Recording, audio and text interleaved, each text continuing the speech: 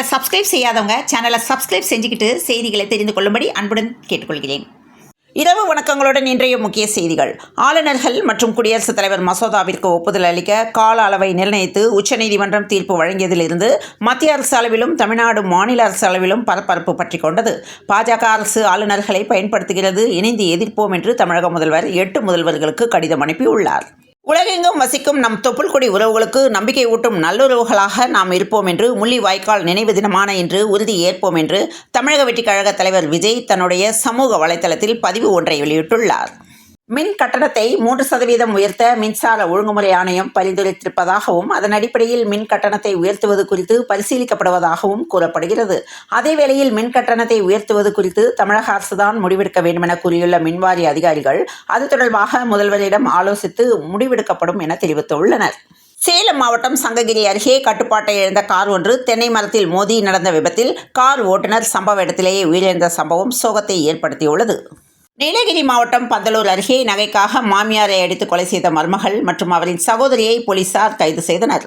Singapore, Thailand நாடுகளில் corona பரவல் மீண்டும் அதிகரித்து வருகிறது. இந்தியாவிலும் கொரோனா பரவல் இருப்பது கண்டுபிடிக்கப்பட்டுள்ளது. பரிசோதனை நடத்தியதில் இந்தியாவிலேயே தமிழ்நாட்டில் 18 பேர் கொரோனா தொற்றுக்கு ஆளாகி இருப்பது தெரிய வந்துள்ளது. பெண் பிள்ளைகளுக்கு கல்விதான் சொத்து, உயர் கல்வி வரை கற்க வேண்டுமென பெற்றோர்களுக்கு அமைச்சர் ஐ. பெரியசாமி கோரிக்கை விடுத்துள்ளார். ஊட்டி தாவரவியல் பூங்காவில் 4வது நாளாக கண்காட்சியில் இடம்பெற்றிருந்த மலர் அலங்காரங்களை ஏராளமான சுற்றுலா பயணிகள் கண்டு ரசித்தனர். நீலகிரி மாவட்டம் ஊட்டியில் கோடை சீசன் களை கட்டியுள்ள நிலையில் சுற்றுலா பயணிகள் வருகை பல மடங்கு அதிகரித்துள்ளது. சுற்றுலா பயணிகளை மகிழ்விக்கும் வகையில் பல்வேறு கோடை விழா நிகழ்ச்சிகள் நடத்தப்பட்டு வருகிறது.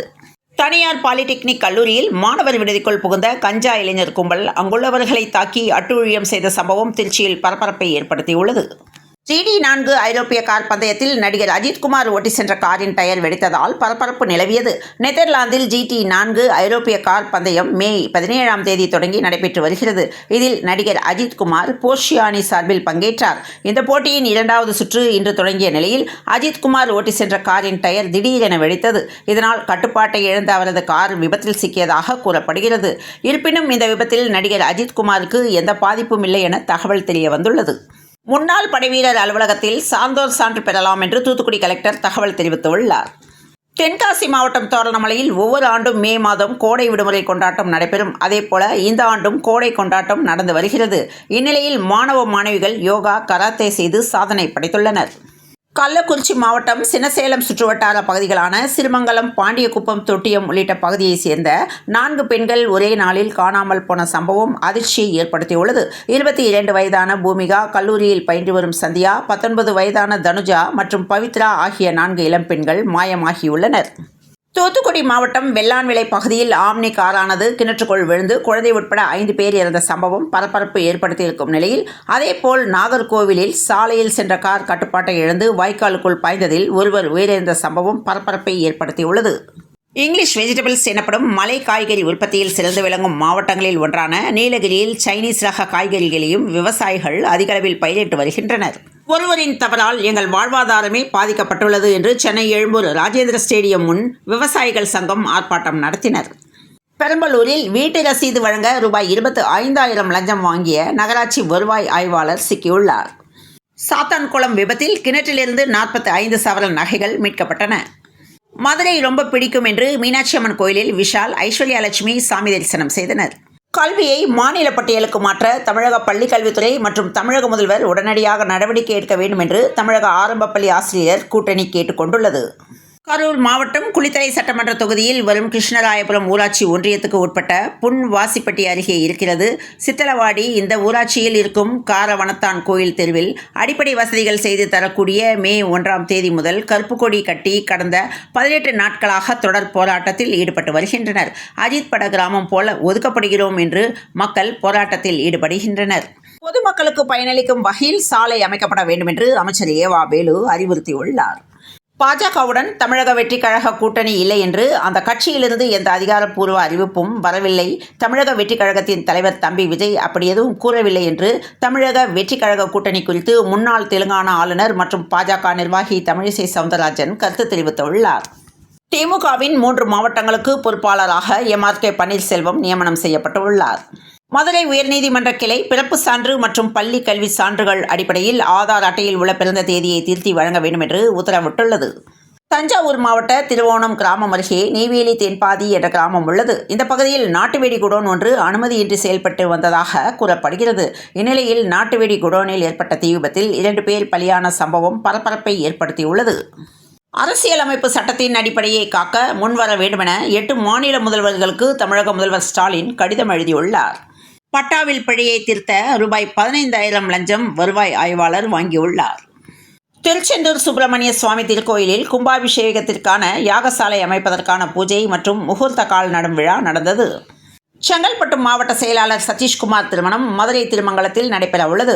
அதில் பங்கேற்பதற்காக மதுரை வருகை தந்த நடிகர் விஷால் மீனாட்சியம்மன் கோயிலில் சாமி தரிசனம் செய்தார். இதைத் தொடர்ந்து செய்தியாளர்களை சந்தித்த போது மதுரை மக்கள் ஒரு விஷயத்தில் மாறவே மாட்டாங்க, பாசம் வைப்பதிலும் அன்பு வைப்பதிலும் மாற மாட்டாங்க என்று நடிகர் விஷால் தெரிவித்துள்ளார்.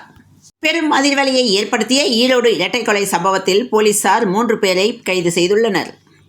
வாழ்க்கையின் சுமைகளையும் வரி சுமைகளையும் தாங்கிக் கொள்ள முடியாமல் தமிழக மக்கள் தவித்து வரும் நிலையில் மீண்டும் ஒருமுறை மின்சார கட்டணத்தை உயர்த்த தமிழக அரசு துடிப்பது கண்டிக்கத்தக்கது என்று பாமக நிறுவனர் ராமதாஸ் கடும் கண்டனம் தெரிவித்துள்ளார். தென்காசியில் சிறுமிக்கு பாலியல் தொல்லை கொடுத்ததால் நீதிமன்ற உத்தரவை அடுத்து பாஜக நிர்வாகி மீது வழக்குப்பதிவு தொடரப்பட்டுள்ளது. செம்மடை அருகே கரூர் சேலம் தேசிய நெடுஞ்சாலையில் சேலத்திலிருந்து கரூர் நோக்கி வந்த சொகுசு பேருந்து டிராக்டர் மீது மோதி சென்டர் மீடியனில் ஏறி இறங்கியது. சுற்றுலா வாகனம் மீது சொகுசு பேருந்து மோதி விபத்துக்குள்ளானதில் 5 பேர் பலியான நிலையில் முதலமைச்சர் மு.க. ஸ்டாலின் நிவாரணம் அறிவித்துள்ளார்.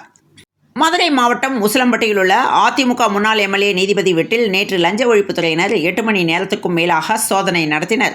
இடி ரெய்டை திசை திருப்புகிறார்கள் என்று லஞ்ச ஒழிப்புத்துறை சோதனை குறித்து ஆர்.பி. உதயகுமார் கருத்து தெரிவித்துள்ளார். T20 கிரிக்கெட்டில் 3வது இந்திய வீரராக KL ராகுல் மாபெரும் சாதனை படைத்துள்ளார். ஜெய்ப்பூரில் இன்று நடந்த IPL T20 போட்டியின் 59வது லீக் ஆட்டத்தில் ராஜஸ்தான் ராயல்ஸ் அணியை 10 ரன்கள் வித்தியாசத்தில் தோற்கடித்து பஞ்சாப் கிங்ஸ் அணி வெற்றி பெற்றது. T20 கிரிக்கெட்டில் விராட் கோலியை முந்தி KL ராகுல் வரலாற்று சாதனை படைத்துள்ளார். சென்னையில் இன்று 22 கேரட் ஆபரண தங்கத்தின் விலை ஒரு சவரன் 69,760 ரூபாய்க்கும் 1 கிராம் 8,720 ரூபாய்க்கும் விற்பனையானது. சென்னை உள்ளிட்ட 12 மாவட்டங்களுக்கு அலர்ட், மீனவர்களுக்கு எச்சரிக்கை. தமிழகத்தில் கோடை வெயில் வாட்டி வரும் நிலையில் சில இடங்களில் வெப்பசலனம் காரணமாக கனமழை பொழிந்து வருகிறது. இந்நிலையில் கோவையில் பல்வேறு இடங்களில் சுமார் 1 மணி நேரத்திற்கு மேலாக கனமழை கொட்டி தீர்த்ததால் முக்கிய பகுதிகளில் நீர் தேங்கும் சூழல் ஏற்பட்டுள்ளது. மே 22ஆம் தேதி வரை தென் தமிழக கடலோர பகுதிகள் மற்றும் மன்னார் வளைகுடா பகுதிகளில் சூறாவளி காற்று வீசும் என்பதால் மீனவர்கள் மீன்பிடிக்க செல்ல வேண்டாம் என்று அறிவுறுத்தப்பட்டுள்ளது. தமிழ்நாட்டில் அடுத்த 3 மணி நேரத்துக்கு 30 இடங்களில் மழைக்கு வாய்ப்புள்ளதாக சென்னை வானிலை ஆய்வு மையம் தகவல் தெரிவித்துள்ளது. இத்துடன் இந்த செய்திகள் நிறைவடைந்தன. மீண்டும் நாளைய செய்தியில் சந்திப்போம். நன்றி, வணக்கம்.